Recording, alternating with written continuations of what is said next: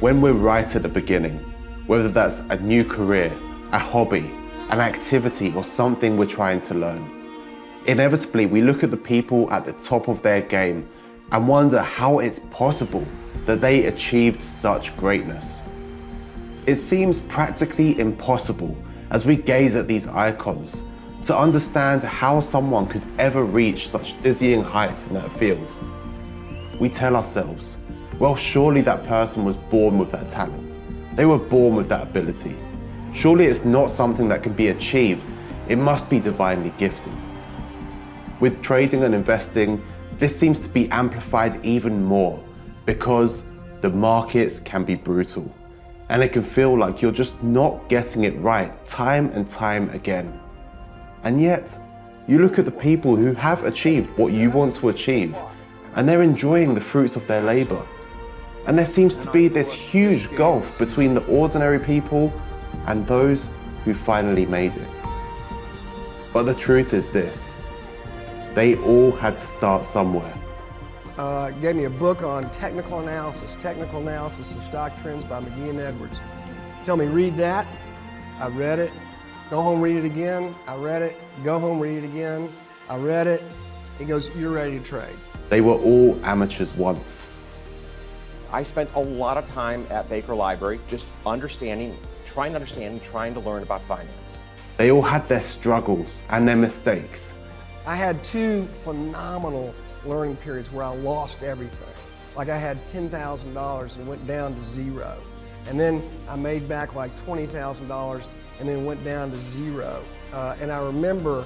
Are you just using these low numbers so we can understand? No. This is when you're 22 years of age and it's 1978 or 9. That's just, you know, a gargantuan amount of money. I've made lots of mistakes. That's part of the game. I mean, there is no way in the investment business, if somebody says to you they never made a mistake, you know, check them out. They all had their moments where they felt overwhelmed. I had to let go people who I love. This is 8 years after I started Bridgewater. Wow. I was so broke that I had to borrow $4,000 from my dad in order to pay for my family bills. They had the same doubters and critics that you're going to see on your way as well. And I remember my father coming to me on the third time and said, you've got to get in something safe like real estate. Exactly. Lending. I said, no, I'm going to stick with this. When I got out of the University of Nebraska, I applied to Harvard Business School. They told me I was to get interviewed in a place near Chicago. I got there and he interviewed me for about 10 minutes. And he said, forget it, you're not going to Harvard. They had the times when everything felt like it was going wrong and they just couldn't get anything right and they thought to themselves, maybe enough is enough. You know, one day you walk in and you think you're a genius. Oh, my positions are in my way. Look, and the next day you walk in and they're against you and you feel you're a dope. How could I have done what I did and so on? But the difference, the thing that really separated the greats from the goods, the greats from the not so greats, and the people that gave up at the first obstacle, the difference is that they were able to embrace the failures and learn. If anyone told you that this was going to be easy, they were just being kind to you. Nothing with such great rewards, nothing with such self-fulfillment, nothing with such great potential comes without a struggle, without passion, and without the need for pure dedication. So yes, it's going to keep being tough, but the blueprint has been laid out for you. Others have done what you're trying to do, and you can do it too. There will always be people telling you that you haven't got what it takes to succeed in this, that, or something else. But just make sure that those naysayers don't include you. Brush yourself off, embrace your failures, learn from your mistakes, and don't accept defeat. You've got this. Now let's get to work.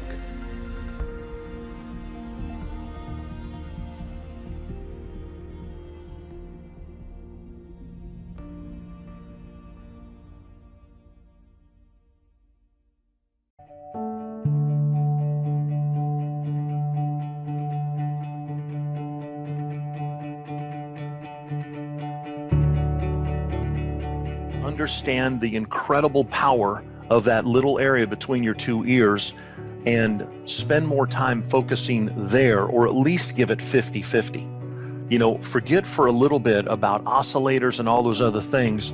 Take your current trading strategy, take a look at where your weaknesses are. What's highly likely is half the people listening to us, regardless of when they listen to us, have got a system right now that's really close, but they constantly are messing it up because they react based on pain or pleasure, fear and greed and the emotions. So invest more time in your trading mind and understand the power of building a belief about that signal and the power of repetitions, and I think that'll take them to the next level.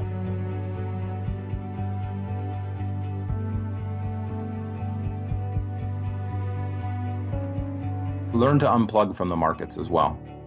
Sometimes we get so wrapped up in the charts, and right now I'm zeroing in because the E-mini's like crossing my support line where I may make a decision. Sometimes we get so wrapped up in the charts, we don't know how to unplug. So I would say learn how to unplug.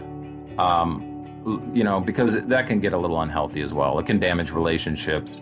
So learn how to step away. Maybe even learn some lower effort methodologies where you don't have to be tied into the markets so much. I call it tick fever. When you're in a fever about every single tick of the market, that can be unhealthy and sort of damage your trading as well. So that would be a bit of advice. Just also, in addition to everything else, learn how to unplug and turn off the monitors and go for a walk. A lot of times what I'll do is, like, if I'm working a strategy right now, it's the short-term trading strategy, every 30 days there's something to do, right? About every 30 days, sometimes every 15 days to the portfolio. Once I make the move that I got to make for the time frame I'm in, and once the stops are in, I literally, the second it's executed, I walk away. I turn off the monitors, and I know, okay, this is a 15-day trade. I don't have to look at the trade again for another 3 hours. I will turn off the monitors, go out, be with my wife, enjoy a cup of coffee. Probably what I'm going to do, unless I have to make a move here off the E-mini. A little bit later today. If it's a 10-hour trade, I know I don't have to be looking at that trade every 3 minutes. It's a 10-hour trade, I might have to look at it like every half hour, every 45 minutes. So once I engage, once I've made a trade management decision, I literally turn off them, just click the little button and walk out of the office.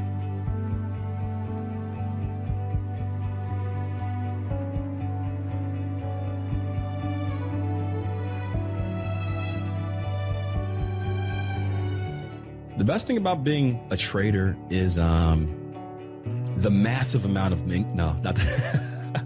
it's the freedom. It's the freedom. Again, I mentioned earlier about time versus money. It's really the freedom to make your own schedule. You know, I trade the hours that I trade because I want to. I'm not forced to. I don't have to report to a job every day. At the same time, I can kind of make my own schedule. Now, you do want to run your trading like a business. So you want to be consistent with when you're trading. But the point is, I trade from, like I said, I day trade from 8 o'clock to 11 o'clock. The New York time every day. After 11 o'clock, I can literally do whatever I want for the rest of the day. I have a trader friend out in the UK who literally, this is how his day goes. He'll set up his day. He'll wake up. He'll identify everything he needs to identify in order for his trading. Takes him maybe an hour or so. He spends the rest of the day either cruising around on a yacht or on the golf course.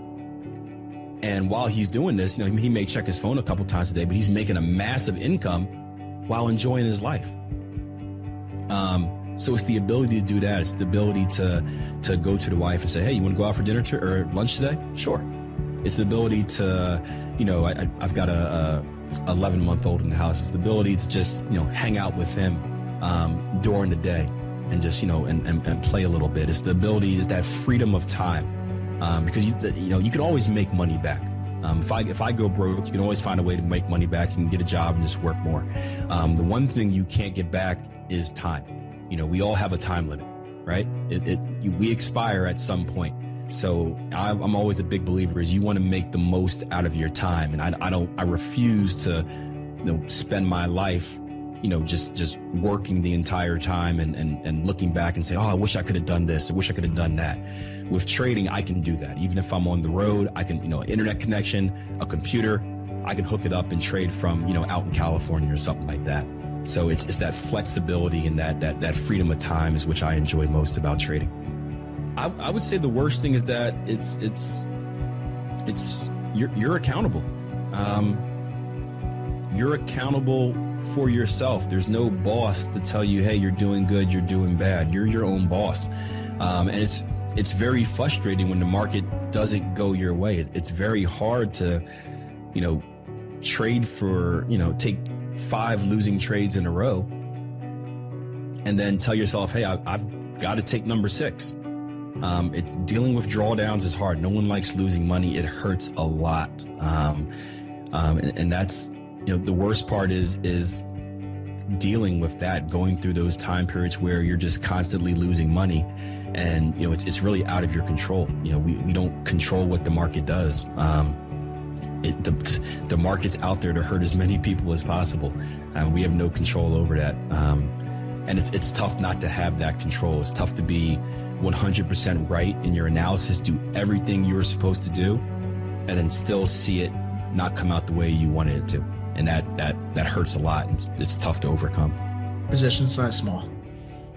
Learn how to make money with a small position size and a small account size. Because if you scale up, it's not going to make anything better if you don't know how to make money with a small amount of money first. So I would say keep your position size small. Learn how to ride before you take the wheel.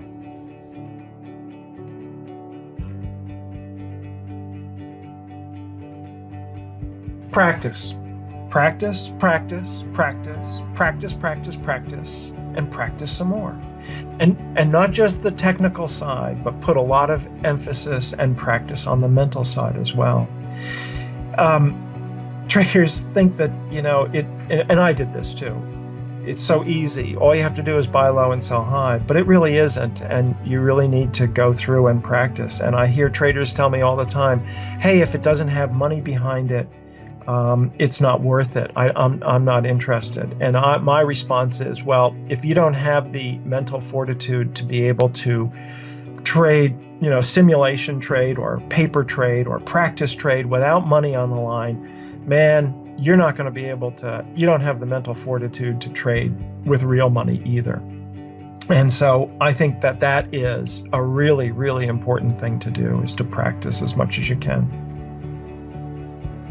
There are so many people, I think this is most important. It was true for me, I'm sure it'll be true for most people, is that when you first get into the business of trading, right, there is so much negativity. Now, some people think this business doesn't even work, right? And to think that, the 1% of the population that pretty much control everything come from a finance background. Well, in the United Kingdom, that is very, very true. Maybe in other places it's different, but in the UK, it's 100% true. I always say to guys that, listen, ignore the negativity. You have to be sure of yourself. It's the kind of business that requires confidence. So if you want to succeed, you've got to be, beyond everything else, you have to be able to shut out the noise, because after people talking to you, they don't know anything about trading, right? They're just talking. So the bottom line is, if you can shut out the noise, then you have a very high chance of success, because most people don't succeed because they listen to the noise around them. So I think that's the most important, that's the only thing I'll say to a trader. If you want to succeed, shut out the noise. If you take in the noise, I can almost guarantee it. It's like you're digging your own grave, just slowly, right? So you'll try, but ultimately you've got to shut out the noise. And I think that's important.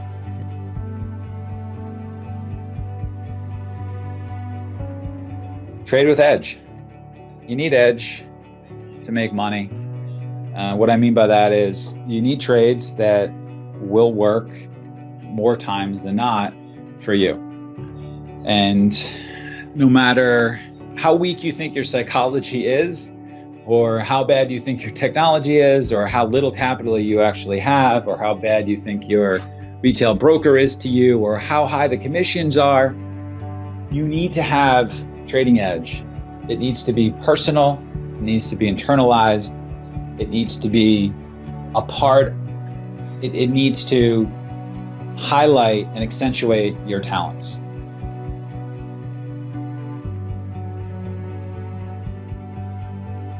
Find your own way as a trader. I love that. Find your own way as a trader. Awesome. Tell us a little bit more. Yeah, I'm glad you asked me to expand because it might leave some people hanging. Ultimately, you have to trade in a manner that's consistent with who you are as a person. However, you're first going to have to identify, well, geez, how am I going to trade? Am I going to be a fundamental trader, a technical trader, whatever that is? Find a methodology that seems reasonable and start chipping away at it. Don't expect success overnight. Give it a year, 2 years, and then you'll start to see, if you've done it right, some tangible results. But don't get the impression that after 3 months you're going to be consistent as a trader. Really look at it as a journey, just like you would any other profession. It's going to take some time, but ultimately you got to find your own way as a trader. But you are going to need help along the way. You're going to need to reach out to colleagues. You're going to need to read books by successful traders and take little nuggets of information and plug it in and create your own style.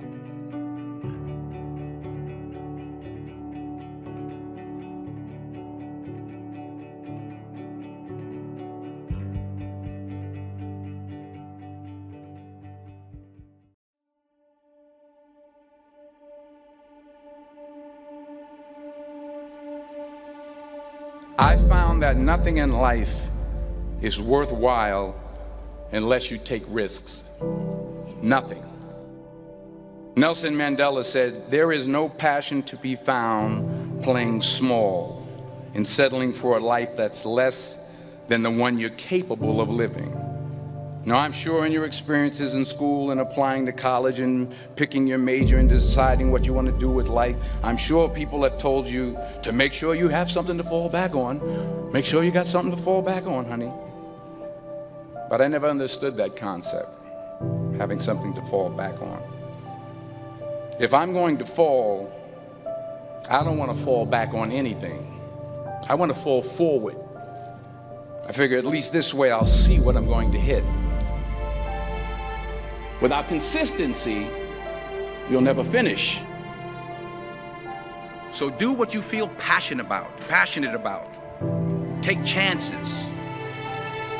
Don't be afraid to fail. There's an old IQ test, was 9 dots, and you had to draw 5 lines with a pencil within these 9 dots without lifting the pencil.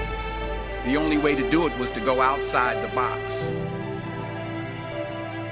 Don't be afraid to think outside the box. Don't be afraid to fail big, to dream big.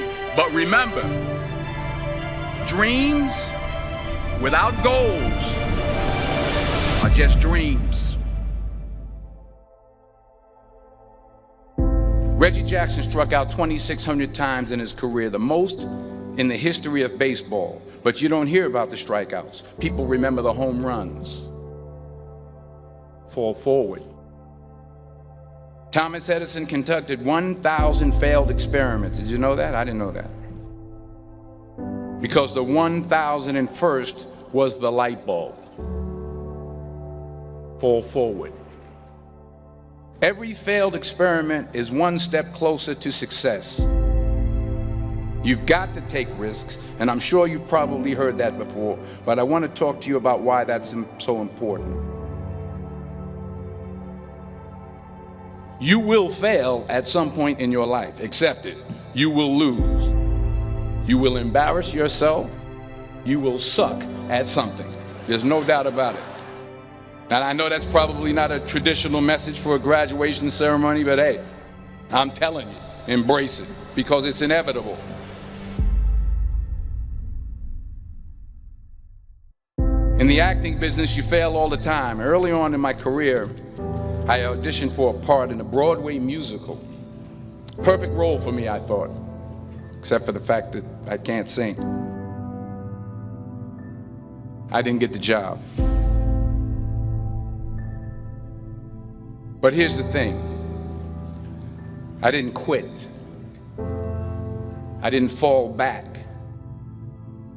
I walked out of there to prepare for the next audition, and the next audition, and the next audition. I prayed. I prayed, and I prayed. But I continued to fail and fail and fail. But it didn't matter, because you know what? There's an old saying, you hang around the barbershop long enough, sooner or later you're going to get a haircut. So you will catch a break, and I did catch a break. Last year, I did a play called Fences on Broadway. But here's the kicker. It was at the Court Theater. It was at the same theater that I failed that first audition 30 years prior. The point is, every graduate here today has the training and the talent to succeed. But do you have the guts to fail? If you don't fail, you're not even trying. I'll say it again. If you don't fail, you're not even trying. To get something you never had, you have to do something you never did. So imagine you're on your deathbed, and standing around your deathbed are the ghosts representing your unfulfilled potential. The ghost of the ideas you never acted on. The ghost of the talents you didn't use. And they're standing around your bed, angry, disappointed, and upset. They say, we came to you because you could have brought us to life, they say. And now we have to go to the grave together. So I ask you today, how many ghosts are going to be around your bed when your time comes?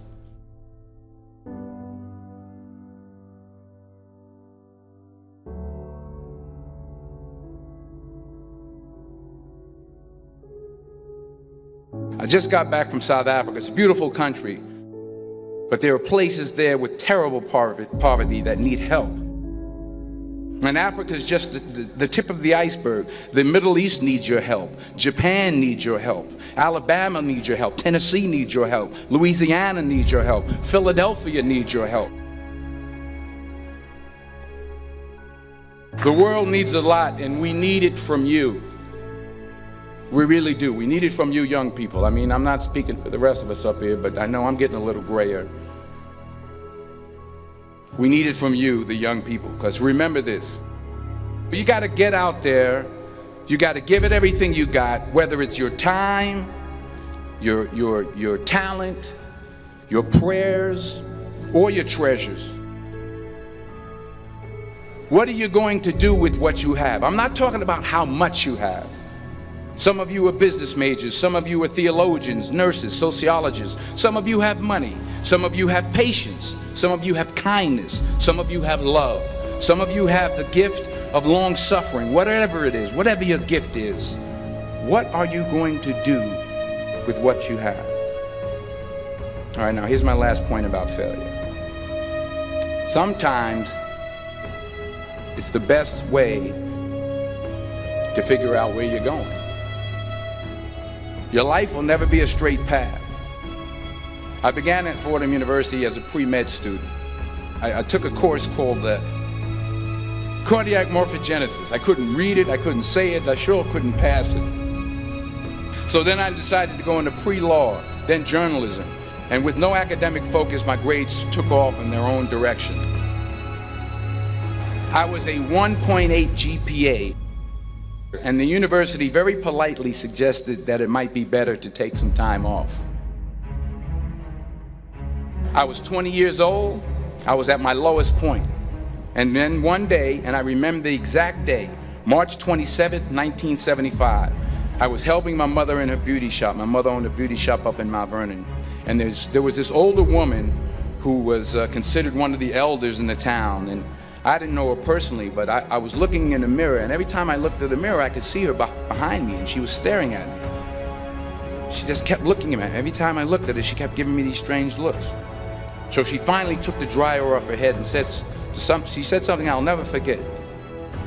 She said, "Young boy, I have a prophecy, a spiritual prophecy." She said, "You are going to travel the world and speak to millions of people." And in the years that followed, just as that woman prophesied, I have traveled the world and I have spoken to millions of people through my movies. Millions who up till this day couldn't see me, who up till this day I couldn't see while I was talking to them, and they couldn't see me, they could only see the movie. They couldn't see the real me. But I see you today, and I'm encouraged by what I see. And I'm strengthened by what I see. Because taking risk is not just about going for a job. It's also about knowing what you know and what you don't know. It's about being open to people and to ideas. The chances you take, the people you meet, the people you love, the faith that you have, that's what's going to define you. Never be discouraged. Never hold back. Give everything you got. And when you fall throughout life, remember this: fall forward.